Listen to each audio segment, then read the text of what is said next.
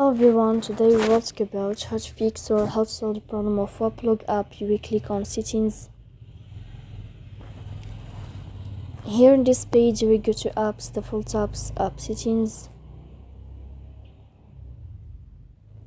In this page you will go to above and you can search about Waplog app and you will enter. In this list you will click on first stop and you will click OK. Then you will enter to the window of storage.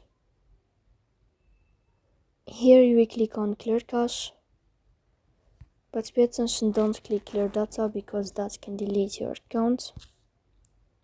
In the end you can turn on your airplane mode and you can turn off your airplane mode again to fix that problem. So please don't forget to support us by like and subscribe. See you next time.